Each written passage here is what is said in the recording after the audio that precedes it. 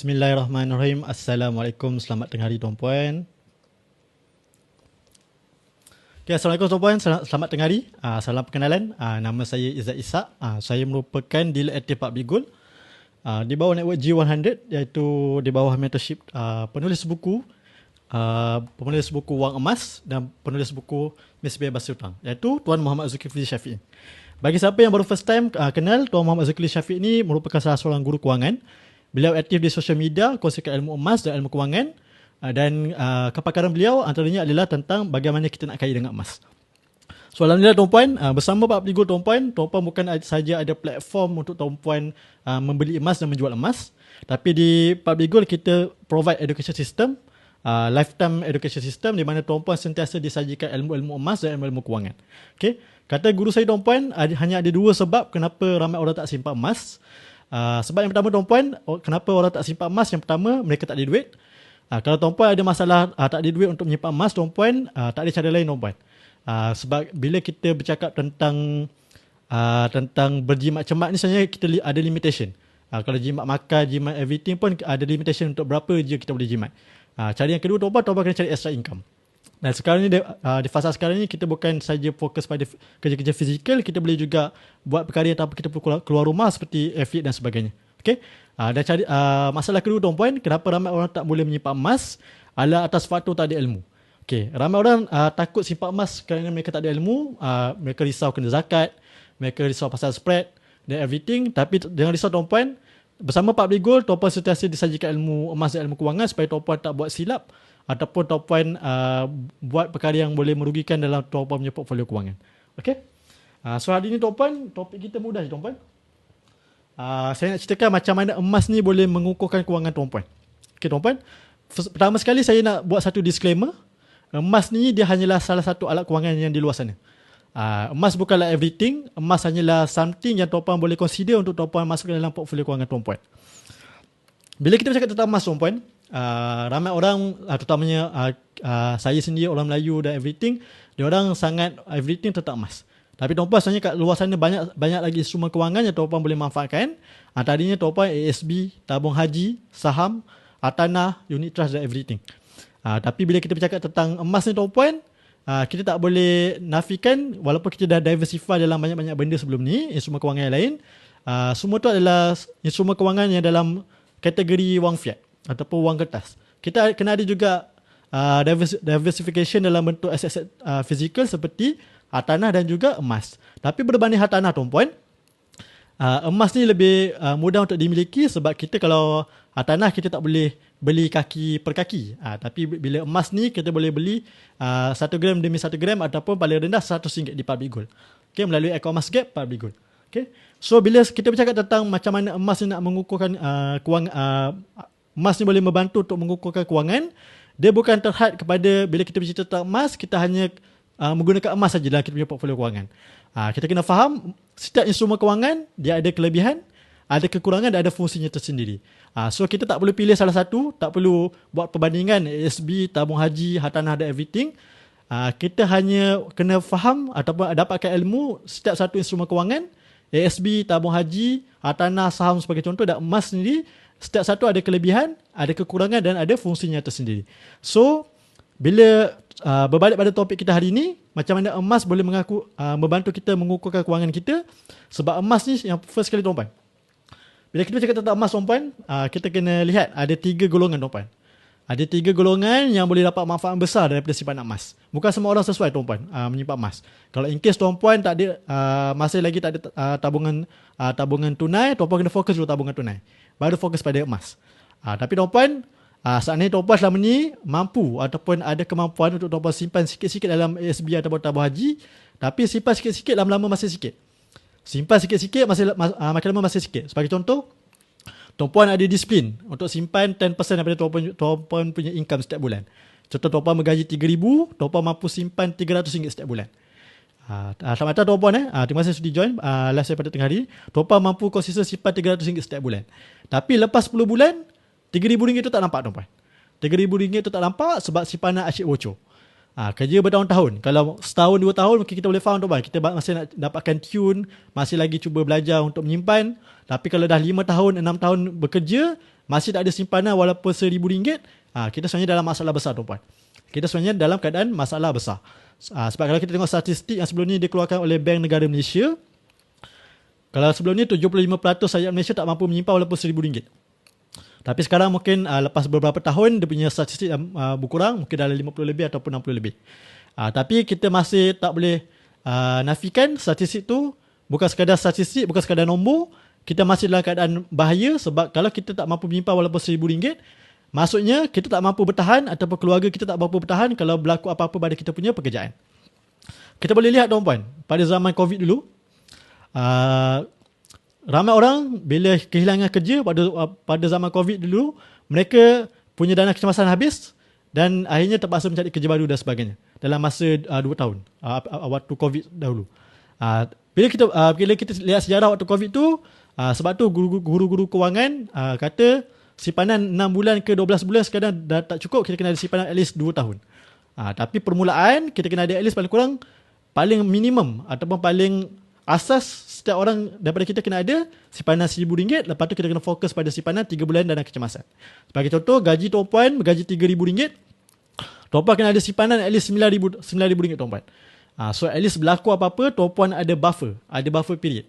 Di mana buffer period ni kalau tuan-puan hilang kerja tuan-puan hari ni, mungkinlah kita boleh kata sebab sekarang ada banyak berlaku retrenchment, tiba-tiba hilang kerja dalam masa 24 jam, ataupun tuan-puan sendiri ada alami musibah di mana tuan-puan kehilangan kerja atas faktor kemalangan dan everything, menyebabkan tuan-puan terus tiba-tiba dalam masa 24 jam tuan-puan hilang punca pendapatan. So bila hilang punca pendapatan ni tuan-puan, pendapatan kita hilang tapi perbelanjaan kita tak pernah hilang tuan-puan. Setiap bulan kita still kena bayar bil-bil. Rumah sewa still kena bayar, kereta still kena bayar, makan minum still kita kena cari. So saat ni tuan-puan, kalau income tuan-puan hilang tapi tuan-puan tak ada dana kecemasan, akhirnya tuan-puan akan alami masalah kewangan yang kedua. Sebab kata guru saya tuan-puan, masalah kewangan ni hanya ada 2 je tuan-puan. Itu masalah yang pertama iaitu masalah kita tak mampu ada simpanan. Masalah yang kedua adalah masalah hutang. Dan kebanyakannya orang yang ada masalah hutang ni, mereka ada masalah yang pertama, berpunca pada masalah pertama. Kita tak mampu menyimpan, tu yang menyebabkan kita terpaksa berhutang. Okay? So kalau tuan-puan dapat kesedaran awal, tuan-puan ada simpanan awal, tuan-puan boleh banyak hutang-hutang yang tuan-puan boleh avoid. Sebab hutang ni pun dia ada 2 jenis tuan-puan. Ada hutang baik dan ada hutang jahat. Satu hutang yang mampu buat kita punya kekayaan makin bertambah. Satu lagi hutang yang memiskinkan kita setiap bulan. So kita kena fokus tutup hutang-hutang jahat ni, hutang-hutang yang tak penting. Sebab tuan-puan, kalau kita ambil kategori hutang ni lah, kalau hutang kereta, kita nampak juga keretanya tuan-puan. Kalau hutang rumah, kita nampak juga rumahnya. Tapi kalau macam hutang-hutang macam credit card, personal loan ni, kita nampak hutang, tapi apa benda kita habiskan selama ni? Duit yang kita berhutang selama ni habis begitu saja.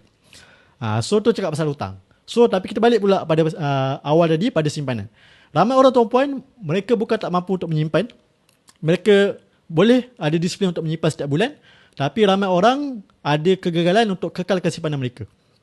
Kerja bertahun-tahun tapi tak mampu menyimpan walaupun RM1,000 tu, sebenarnya maksudnya ramai orang tak mampu kekalkan simpanan. Simpan awal bulan, mungkin hujung bulan dah korek balik. Simpan lepas 3 bulan, tiba-tiba habis macam tu saja. So tuan-puan, itulah datangnya emas sebagai satu instrumen kewangan yang mampu untuk tuan-puan atasi masalah duit bocor.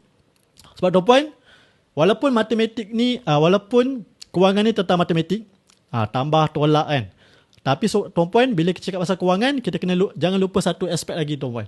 Kalau Tuan Azizi Ali kata ni, Tuan Azizi Ali, pakar kewangan Malaysia nombor 1, kata kewangan memang tentang matematik, tapi kita lupa satu aspek lagi, iaitu kewangan peribadi. Kalau kita kira kewangan company berbeza dengan kita punya ilmu tentang kewangan peribadi. Sebab bila kita cakap tentang peribadi, dia ada satu faktor ataupun human factor lain yang mempengaruhi kita punya keputusan kewangan, iaitu emosi. Ataupun secara psikologi lah. Kita buat keputusan sebenarnya biasanya memang bergantung pada emosi, tapi kita justify dengan logik. Sebab tu kalau saya sendiri sebagai seorang marketer sebelum ni, memang buat keputusan, memang kita cari trigger point ataupun emotional point yang boleh buat customer untuk membeli. So bila kita bercakap macam tu tuan-puan, kita tahu kita sentiasa disajikan iklan-iklan setiap hari yang akan setuk kita punya emosi untuk kita membeli. Lepas tu lepas kita membeli, kita justify dengan logik. So bila kita faham satu sudut yang lain sebenarnya tuan-puan, kewangan peribadi ni sebenarnya banyak dipengaruhi oleh kita punya emosi ataupun psikologi kita tentang satu perkara. Bukan semata-mata tentang matematik. Kalau on paper memang mudah tuan-puan. On paper memang mudah. Kalau simpan RM300 setiap bulan, kali 10 bulan, dalam masa 10 bulan dah boleh dapat RM3,000. Tapi bila atas faktor emosi, kita impulsive buying, kita tak berjaya buat delay gratification untuk instant gratification tu, akhirnya simpanan kita selalu bocor. So sebab tu emas satu instrumen kewangan yang datang membantu kita. Sebab bila psikologi kita, kalau kita pandang daripada sudut psikologi kita terhadap duit dengan psikologi kita terhadap emas tu berbeza tuan-puan. Sebab ramai orang tuan-puan, ni berdasarkan pengalaman saya sendiri dan pengalaman penyimpan-penyimpan emas di bawah saya, nak menyimpan sikit-sikit setiap bulan dalam bentuk tunai boleh. Tapi nak kekalkan simpanan tu susah. Duit selalu bocor. Nampak duit bertambah dalam akaun je, otak kita dah mula ligat nak beli macam-macam. Time tu lah tiba-tiba macam kereta start meragam. Time tu lah rasa macam kena beli barang ni, nak kena tukar langsir, nak beli macam-macam. So akhirnya segala benda yang kita beli secara emosi dan justify dengan logik tu menyebabkan simpanan kita makin susut. Tapi berbeza tuan-puan, bila tuan-puan simpan dalam bentuk emas, terutamanya bila tuan-puan pegang emas fizikal. Bila tuan-puan beli emas fizikal, terutamanya bila tuan-puan dah pegang, tuan-puan sentiasa lihat, aura emas tu sendiri tuan-puan dia berbeza. Sebab dia memberikan psikologi bahawa emas ni adalah barang yang cantik. Kalau lagi-lagi kalau in case dalam ni ada penyimpan emas yang dah boleh menyimpan emas, terutamanya dah keluar kat emas fizikal, boleh komen. Betul tak apa yang saya cakap? Emas ni dia memberikan kita satu keinginan untuk tuan-puan tambah lagi dan lagi. Sebab dia cantik. Sebab dia cantik, kita ada keinginan nak tambah lagi dan lagi. Sebab tu, bila ramai orang, bila sebelum ni mereka menyimpan dalam bentuk tunai, tapi gagal, bila tukar dalam bentuk tunai, dalam bentuk emas, simpanan mereka lagi cepat bertambah. Sebab mereka punya simpanan tu, kita ada tambah keinginan lagi dan lagi. Tapi, kalau setakat simpanan bertambah tu je, tak cukup bau tuan-puan. Dia ada satu lagi kelebihan bila tuan-puan simpan emas ni. Tuan-puan nampak benda cantik, tuan-puan rasa susah menyimpan tu, ada tambah satu lagi psikologi apabila tuan-puan menyimpan emas ni adalah tuan-puan rasa sayang nak jual. So dua faktor ni tuan-puan. Dua faktor ni. Sebab kata guru saya tuan-puan, simpanan yang berkesan ni kena ada dua elemen. Satu force, kita paksa. Yang kedua adalah forgotten. Forgotten kita lupakan. So bila simpan dalam bentuk tunai, kita nampak nombor besar, kita rasa nak belanja. Tapi bila simpan dalam bentuk emas, kita nombor-nombor yang selama ni mungkin simpan contoh kalau kita simpan 1 dinar. Simpan 1 dinar, harga sekarang lebih kurang RM3,000. Kita nampak 1 dinar, kita tak perasan. Nilainya sekarang dah RM3,000. Tapi kalau RM3,000 itu dalam akaun, kita akan rasa macam, duit kita banyak. Tapi nampak 1 dinar, kita tak rasa simpanan kita banyak. So, faktor tu tuan-puan. Faktor tu yang menyebabkan simpanan emas bertahan lama dan simpanan emas tu makin lama makin bertambah. Kita rasa saya nak jual sebab kita simpan sikit-sikit tu, menyebabkan simpanan kita semakin lama semakin bertahan. Sebab memang secara psikologinya duit ni membuat kita gatal tangan, membuatkan otak kita ligat untuk beli macam-macam. Okay, tuan-puan, saya iklan sekejap. Sementara tuan-puan yang dalam ni, in case baru first time jumpa akaun saya, tuan-puan boleh ke profil saya dan tekan button follow. InsyaAllah saya Izzat Ishak, merupakan dealer aktif 4 Gold di bawah network G100. Saya aktif kongsikan ilmu emas dan ilmu kewangan. Dan in case kalau tuan-puan berminat untuk mulakan simpanan emas, boleh je isi borang servis plus kat bawah ni. Tinggalkan detail, tekan button submit, nanti habis sajalah saya bantu. Okay. So bila kita faham tu tuan-puan, kita first kali kita berjaya atasi masalah simpanan bocor. Sebab pergilah macam mana sekalipun tuan-puan, bila kita bercakap tentang soal kewangan ni, asas membina kekayaan tu adalah menyimpan. Kalau tuan-puan perkara asas ataupun step yang pertama ni tuan-puan tak mampu untuk menyimpan, tuan-puan jangan sibuk-sibuk untuk melabur tuan-puan. Jangan sibuk-sibuk untuk melabur. Saya tak nak bercakap tentang pengalaman orang lain, saya bercakap tentang pengalaman saya sendiri. Waktu tu saya belum ada ilmu kewangan yang penuh, tapi dah start make money. Sebab saya, tuan-puan kena faham, ilmu mencari duit dengan ilmu menyimpan duit tu adalah dua set ilmu yang berbeza. Tuan-puan kena ada ilmu mencari duit, tambah income dan everything, tapi kalau tuan-puan tak ada ilmu menyimpan duit, tuan-puan biasanya akan gagal untuk menyimpan duit. Dan ada satu lagi, ada ilmu melabur duit. So dia 3 set skill yang berbeza walaupun berkisar tentang duit. So saya ada kemahiran untuk mendapatkan income, tapi bila saya tak ada ilmu asas tentang kewangan, saya terus jam daripada saya menyimpan, saya fokus pada melabur dulu. Tapi dijadikan cerita, bila berlaku hal kecemasan, saya terpaksa exit saya punya pelaburan dalam keadaan saya rugi. Bila Tuan Puan jam Tuan Puan daripada step pertama, iaitu asas membina kekayaan adalah menyimpan, Tuan Puan tak ada simpanan, sebelum melabur Tuan Puan kena pastikan Tuan Puan ada at least simpanan 6 bulan kecemasan. Tapi kalau Tuan Puan tak ada simpanan 6 bulan kecemasan, berlaku apa-apa dalam hidup Tuan Puan terpaksa exit Tuan Puan punya pelaburan. Sebagai contoh, saham ke, unit trust dan everything, dalam keadaan Tuan Puan rugi. Sebelum Tuan Puan fokus pada pelaburan, Tuan Puan kena fokus pada simpanan. Sebab Tuan Puan, pucuk pangkal Tuan Puan, formula asas ataupun formula untuk menjadi kaya ni mudah Tuan Puan. Kata guru saya, iaitu penulis buku Wang Emas dan buku Misi Bebas Hutang, seorang self-made millionaire, beliau kongsikan formula asas kaya ni mudah Tuan Puan. Yang pertama sekali, tabungan, tambah harta dan tolak hutang. Tuan Puan buat apa-apa keputusan kewangan setiap bulan, Tuan Puan kena pastikan tabungan Tuan Puan makin bertambah, harta Tuan Puan makin bertambah dan hutang Tuan Puan makin berkurangan. Kalau in case Tuan Puan makin lama makin kaya, nampak harta makin lama makin banyak, rumah makin besar, kereta makin mewah, tapi semua tu hutang, tanpa ada tabungan, tanpa harta bertambah, sebenarnya Tuan Puan dalam keadaan yang walaupun nampak jutawan, tapi sebenarnya Tuan Puan dalam keadaan yang Tuan Puan sebenarnya banyak hutang. Mungkin termnya ada jutawan, tapi kalau kita belajar balik Tuan Puan, jutawan ni pun dia ada level Tuan Puan. Ada yang jutawan sebab dia jutawan sale, ada jutawan sebab hutang, ada jutawan cash, jutawan aset, macam-macam. Tapi kita nak pastikan kita betul-betul kaya Tuan Puan. Pastikan tabungan kita makin bertambah, hutang kita makin berkurang, dan akhirnya kita kena capai status bebas hutang. Sebab tu Tuan Puan, langkah pertama Tuan Puan, asas membina kekayaan adalah membina tabungan. Sebab bila kita lihat balik, kalau sebelum ni Tuan Puan kerja bertahun-tahun masih tak mampu menyimpan walaupun RM1,000, mungkin Tuan Puan boleh cuba ubah cara. Simpan dalam bentuk emas, tak perlu banyak Tuan Puan. Sebab kadang-kadang orang bila ramai FOMO ataupun ikut trend, mereka suka untuk menyimpan secara FOMO. Mungkin Tuan Puan ada bajet RM50,000 sebagai contoh. RM50,000, Tuan Puan rasa Tuan Puan nak dump everything dalam bentuk emas. Jangan contoh Tuan Puan. Kalau Tuan Puan ada RM50,000 je, dia jangan dump everything dalam satu masa. Tuan Puan fokus je, tetapkan satu bajet, mungkin RM200 ataupun RM1,000 lah sebagai contoh. Sebab RM5,000 kan, RM5,000 sebagai contoh. Setiap bulan, Tuan Puan beli secara konsisten setiap bulan. Supaya Tuan Puan dapat satu harga purata yang baik. Sebab kalau Tuan Puan beli, sebagai contoh, kalau Tuan Puan dump everything pada satu masa, contoh Tuan Puan beli pada hari ni RM661 per gram. Tapi kalau Tuan Puan dump everything, tiba-tiba esok harga emas turun, Tuan Puan mesti akan kacau emosi. Terus Tuan Puan risau untuk membeli emas di masa akan datang. Tapi kalau Tuan Puan ada satu bajet, Tuan Puan fokus konsisten beli setiap bulan, akhirnya Tuan Puan dapat satu harga purata yang baik. Sebagai contoh, saya secara personal, saya membeli emas pada tahun 2021. Time tu harga emas kita 261 lebih kurang, 261. Tapi sebab saya konsisten membeli emas setiap bulan, akhirnya saya punya simpanan tu ataupun kos purata saya setiap bulan, kos purata saya sekarang sekitar 1 gram sekitar RM330.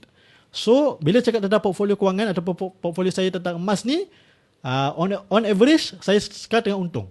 Sebab harga purata saya 330, harga emas tadi 660. So secara purata saya untung. So kalau Tuan Puan fokus pada teknik pemberontakan harga emas berbanding Tuan Puan fokus pada buy low dan sell high, soalnya Tuan Puan rugi emosi. Baik Tuan Puan fokus je pada DCA, teknik pemberontakan harga emas, supaya emosi Tuan Puan tak terbazir dan gram emas Tuan Puan sentiasa bertambah. Okay, so at least bila Tuan Puan adakan tabungan, kalau Tuan Puan gagal selama ni simpan dalam bentuk tunai, bila Tuan Puan simpan dalam bentuk emas, bila Tuan Puan beli emas, Tuan Puan tak habis duit.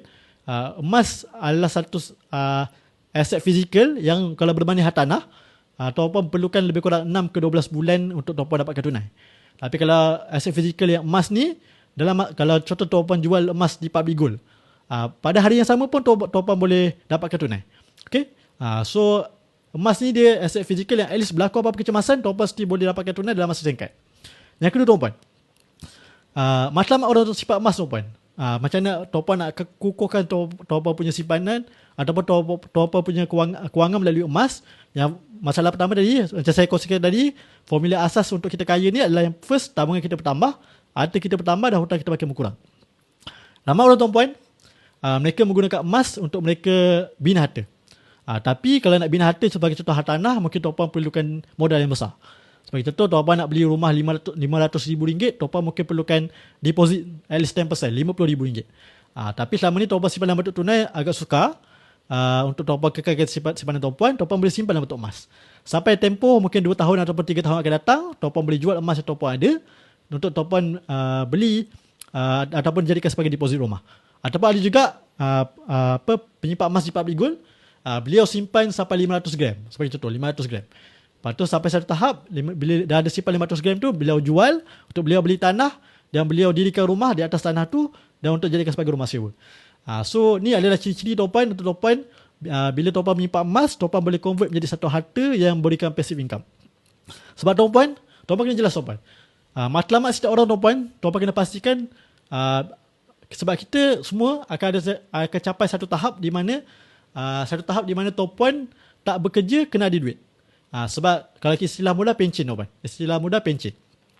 Sebab mungkin kalau orang kerja kerajaan setiap bulan dapat pencen Tuan-Puan. Tapi orang swasta Tuan-Puan, walaupun umur 60 mungkin tak dapat pencen, tapi kita punya perbelanjaan setiap bulan still berjalan. So ramai orang swasta biasanya dia akan pivot kepada tanah sebagai contoh, beli tanah dan dapatkan sewaan setiap bulan. Sama juga Tuan-Puan, ramai orang swasta ataupun kerajaan sebagai contoh, mereka membeli emas. Lepas tu sampai satu tahap mereka jual emas mereka, beli tanah, bina rumah sewa untuk dapatkan sewaan setiap bulan. So sewaan tu yang kita panggil sebagai passive income yang boleh cover perbelanjaan setiap bulan. Sebab tu kalau kita tengok Datuk Ali Shukri sebagai contoh, sampai ada 200 hartanah. Sebab 200 hartanah tu yang jadi passive income setiap bulan. Kita bekerja secara minimal tapi memberikan income setiap bulan. Okay. So passive income tu kena pastikan at one point dalam hidup kita dia melebihi kita punya perbelanjaan setiap bulan. Sebagai contoh Tuan-Puan bergaji ataupun belanja setiap bulan RM3,000 untuk satu keluarga. Tapi passive income Tuan-Puan boleh generate sampai RM6,000 sebagai contoh. Tu maksudnya Tuan-Puan dah capai financial freedom. Jangan kata RM6,000 Tuan-Puan. Kalau belanja RM3,000 pun Tuan-Puan dah capai financial freedom. Kalau istilah kewangannya financial freedom, kalau kata mudahnya Tuan-Puan dah boleh pencen lah. Sebab pencen ni Tuan-Puan bukan soal umur tapi tentang status kewangan. Dan yang ketiga Tuan-Puan, sebab macam saya kongsikan tadi, tabungan tambah harta tolak hutang. Tuan-Puan boleh menggunakan emas sebagai alat ataupun instrumen kewangan yang Tuan-Puan boleh gunakan untuk Tuan-Puan tutup hutang. Ramai orang Tuan-Puan, ramai penyimpan emas, terutamanya penyimpan emas di bawah bersama Public Gold, mereka simpan emas sebab mereka ada matlamat untuk tutup hutang awal. Sebagai contoh, Tuan-Puan ada hutang kereta 9 tahun, ramai penyimpan emas yang mereka berjaya tutup hutang dalam masa 5 tahun ataupun 3 tahun. Sebab mereka fokus simpan emas yang kelebihan Tuan-Puan simpanan dalam bentuk emas untuk Tuan-Puan buat full settlement. Yang first, Tuan-Puan punya tabungan tak bocor. Yang kedua, ada faktor kenaikan harga emas. Dan yang ketiga Tuan-Puan, biasanya Tuan-Puan bila Tuan-Puan dah kumpul, Tuan-Puan jual, Tuan-Puan dapat rebate balik Tuan-Puan. So ramai orang berjaya tutup hutang. Duit yang selama ni bayar bank untuk bayar hutang tu, selama ni mereka akan kumpul balik emas untuk mereka repeat secara gunakan teknik snowball. Di mana mereka susun hutang satu persatu dan mereka tackle satu persatu, akhirnya sampai tahap mereka berjaya tutup seluruh hutang dan berjaya misi bebas hutang. So nak capai financial freedom Tuan-Puan kena kecilkan perbelanjaan Tuan-Puan. Dan perbelanjaan besar ramai orang adalah hutang Tuan-Puan. So gunakan emas ni tutup hutang satu persatu sampai misi bebas hutang. Lepas tu baru fokus bina harta.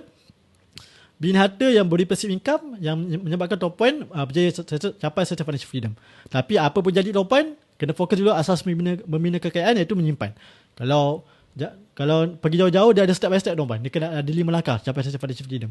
Kalau Tuan-Puan tak berjaya positive cash flow, tak berjaya bina tabungan dulu, Tuan-Puan susah nak buat cara-cara lain. So dengan emas Tuan-Puan, nak kukuhkan kewangan Tuan-Puan dan keluarga, Tuan-Puan kena fokus dulu adakan simpanan.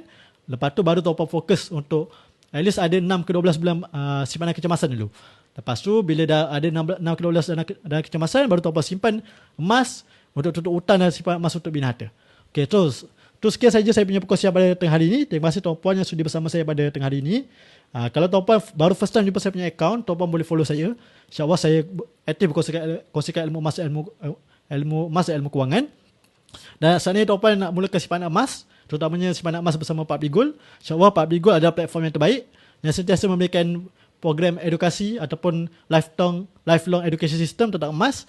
So kalau Tuan-Puan berminat, boleh isi borang Service Plus kat bawah ni. Tinggalkan detail, tekan mana submit, nanti habis jelas saya bantu. Terima kasih Tuan-Puan. Kita jumpa lagi. Assalamualaikum.